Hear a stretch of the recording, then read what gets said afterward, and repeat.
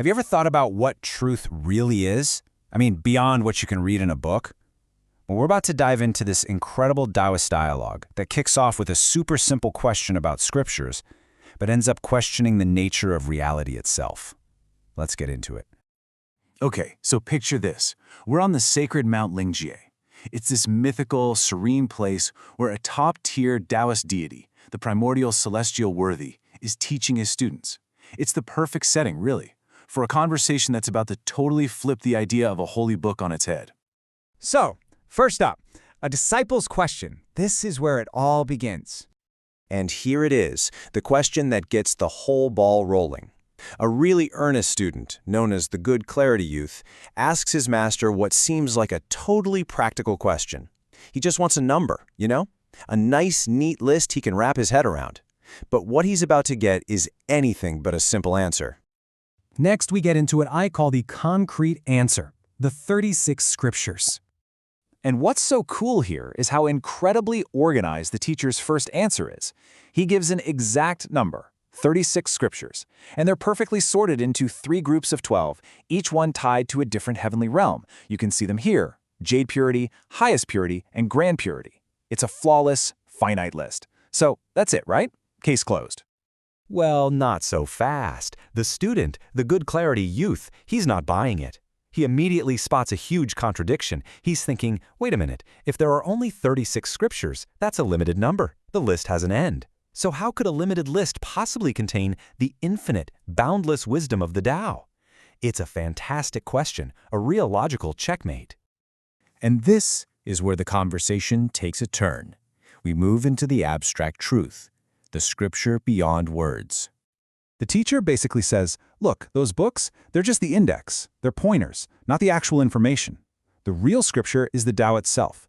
And its pages, well, that's everything in existence. The mountains, the rivers, you, me, we're all just words in this massive cosmic text. So what he's doing is drawing this massive line in the sand. He's saying the map is not the territory. The list of books isn't the wisdom itself. The true scripture, you can't count it, you can't measure it, because it's the very source code of reality. It's formless, it's endless, and it's in everything. Okay, so why is this distinction so important? This brings us to what the text calls the seeds of suffering. It's all about cause and effect. I love this. The text uses this perfect metaphor to explain karma.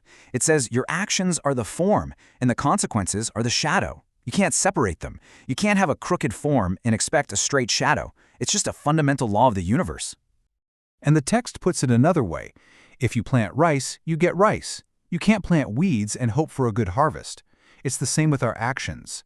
Good causes create good effects. Bad causes create bad effects. This isn't about judgment or punishment. It's just spiritual physics. It's how things work. So when we don't get this law, when we're so busy clinging to the maps instead of seeing the whole territory, we get trapped. We act without understanding the real consequences, which leads to suffering, and then we get reborn right back into that same cycle of confusion, again and again. And now things are about to get even more philosophical. Let's talk about the Tao's great paradox, the equality of opposites. The teacher's answer here is just a series of bombshells. He says, from the Tao's perspective, there's no preference. The Tao is equal to life, and it's equal to death. They're both just natural parts of one big process. And it goes for our human values too. To the Tao, there's no real difference between wealth and poverty. They're just temporary states in a much, much larger reality that doesn't play favorites. Now this is the one that really gets you thinking. From that ultimate perspective, even wisdom is equal to ignorance. The Tao holds both of them, the entire spectrum, without judging either one. So what's the takeaway from all this? The ultimate goal isn't just to intellectually agree that opposites are equal. It's to reach a state of mind where you stop comparing things altogether, to find an equality where there is nothing to be equal to.